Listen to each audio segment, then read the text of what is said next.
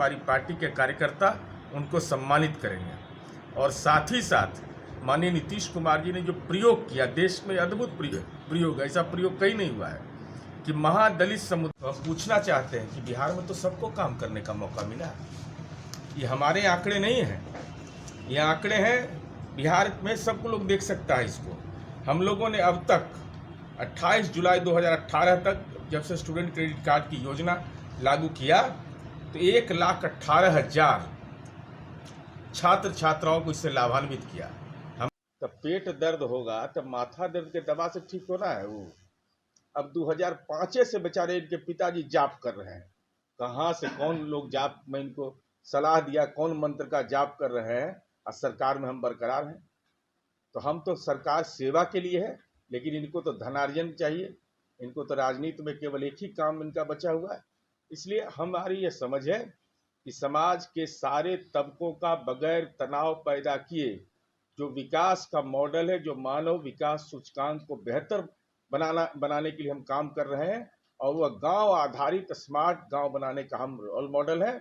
और प्रतिपक्ष के नेता से केवल एक ही सवाल का जवाब चाहते हैं कि पूरे देश के अंदर में इंजीनियरिंग कॉलेज खुले हुए हैं, कृपा करके 8वां 9वां पास तेजस्वी यादव बताइए कि देश का ऐसा कौन राज्य, एकमात्र राज्य बिहार है जहां बिहार के 38 जिले में आप तो इंजीनियरिंग कॉलेज बंद कर दिए थे, मात्र 10 रुपया प्रति महीना पर बच्चों को हम पढ़ा रहे हैं। सामाजिक जकड़न के राज्य में जो विकास की पटकथा हमने लिखी है वह गांव आधारित विकास है।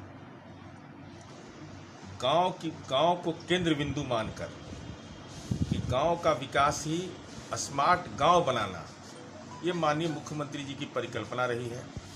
और उसका एहसास खगड़िया के विभिन्न गांवों में भी है। पंचायती राज का चुनाव भी प्रस्तावित है, तो हम इसको दृष्टिगत जरूर करना चाहेंगे कि माननीय नीतीश कुमार जी ने अपने कार्यकाल में पंचायती राज में आरक्षण की सुविधा उपलब्ध कराकर नक्सल आंदोलन के सामाजिक आधार को ध्वस्त कर दिया और गांव में अमन चैन कायम हुआ।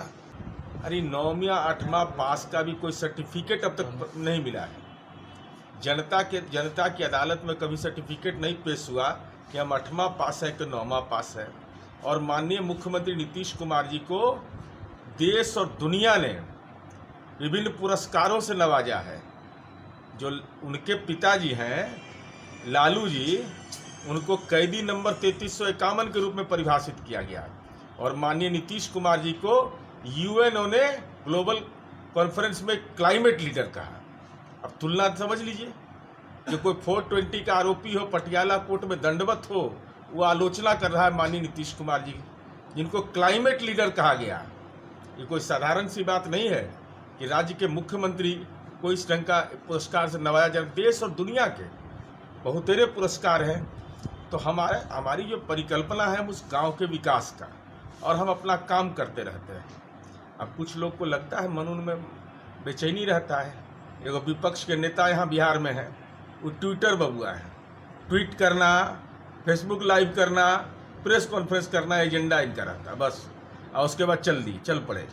मैंने 2 दिन 4 दिन रहे बिहार में, और उसके बाद हम तो नहीं बोलते हैं भाई, उन्हीं का भाई बोलता है कि कहाँ कहाँ जाते हैं, कौन कौन लेके जाता है। नगर पंचायत अगर है तो वहाँ पर पार्टी को अभियान चलाना है कि स्टूडेंट क्रेडिट कार्ड, कुछ लोग संपत्ति क्रेडिट कार्ड चलाते थे, हम स्टूडेंट क्रेडिट कार्ड चलाते हैं। तो उसका ब्यौरा लेकर के उनके परिजनों को और बच्चों को सम्मानित करना कि माननीय मुख्यमंत्री नीतीश कुमार जी ने कोई बैंक में मॉर्गेज नहीं, किसी को जेवर माँ बहन को रखने की जरूरत नहीं है, जमीन बेचने की जरूरत नहीं है। सरकार ने स्टूडेंट क्रेडिट कार्ड दिया है, उस योजना का जिनको लाभ मिल रहा है उनके परिजन के पास जाकर हमारी पार्टी के कार्यकर्ता उनको सम्मानित करेंगे। मुख्यमंत्री माननीय हेमंत सोरेन जी को नहीं जानकारी है कि जो नरपुरिया भाषा होता है, आदिवासी संस्कृति की भाषा है, उसमें भी माघी भाषा का अवशेष मिलता है। जो लोक संस्कृति की विभिन्न भाषाएं हैं, और बिहार और झारखंड एक था ना, तो माननीय तेजस्वी यादव जी ये तो मिले हैं माननीय हेमंत सोरेन जी से। अब कह तो रहे हैं कि पार्टी के विस्तार के लिए हम जा रहे हैं। अरे पार्टी के विस्तार के लिए जा रहे हैं? सच हमको ऐसा लगता है, महसूस होता है कि हम लोग देखिए झारखंड में बाबा महादेव का पूजा करने जाते हैं देवघर।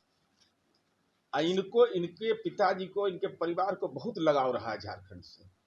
अब हम लोग महादेव का पूजा करते थे, देवघर कोषागार से निकासी में जेल में चले गए। महादेव के नगरी से भी अवैध निकासी कर रहे थे।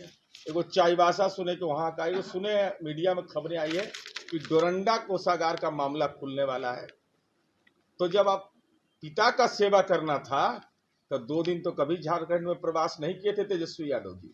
जब आपके पिताजी रिम्स में थे तब पार्टी का कितना आप सेवा करिएगा। तो हम यह जानना चाहते हैं तेजस्वी यादव जी से कि माननीय हेमंत सोरेन जी से आप मिलने गए तो क्या आपकी जुबान खुली कि जो मगही और भोजपुरी भाषा का जो अपमानजनक टिप्पणी किया उन्होंने, उस सवाल पर पूछा आपने? हमें लगता है कि इनको नैतिक बल नहीं है। ये झारखंड प्रवास में इसलिए गए थे कि इनको इस बात का अंदेशा है, इनके पिता ने निर्देशित किया होगा कि बेटा जाओ वहां के मुख्यमंत्री से मिलो, हो सकता है कि फिर हमको जाना पड़े तो जरा व्यवस्था ठीक ठाक रखना, बात उत करके। लेकिन हम लोग हैं पॉलिटिकल मजिस्ट्रेट, पिछला बार भी इनको पकड़े थे, ये आनंद जी ले रहे थे रिम्स में, तो कैसे डायरेक्टर का बंगला में रह रहे थे। आई कौन इतना दिन से ही बीमार हैं। हमारी शुभकामना है कि जल्द से जल्द स्वस्थ हो जाए, लेकिन राजनैतिक रोग नहीं। राजनैतिक रोग अगर पैदा करिएगा और जेल के अंदर में सुविधाएं, जो जेल मैनुअल का उल्लंघन करिएगा, तो हम लोग जैसे पिछले दिनों भी इस सचेत रहे, आगे भी सचेत रहे। तो माननीय मुख्यमंत्री जी ने निवेदन किया कि भाई देश के आदरणीय प्रधानमंत्री जी से कि हम लोग सब लोग मिलेंगे आपसे, आप समय दीजिए। तो समय के बारे में तो बहुत लोग कह रहा था कि समय ही नहीं मिल रहा है, जो पॉलिटिकल कोरोना वाला रहता है उससे बहुत परेशान रहता है। माननीय मुख्यमंत्री जी ने स्पष्ट कहा है कि केंद्र से, सरकार से जो भी सूचना प्राप्त होगी उसके बाद हम इस पर विचार करेंगे, लेकिन हमारी प्रतिबद्धता है और माननीय मुख्यमंत्री इस देश के पहले राजनेता हैं। अगर आपको हमारा वीडियो पसंद आया हो तो इसे लाइक करें, सब्सक्राइब करें और साथ ही बेल आइकन दबाना ना भूलें।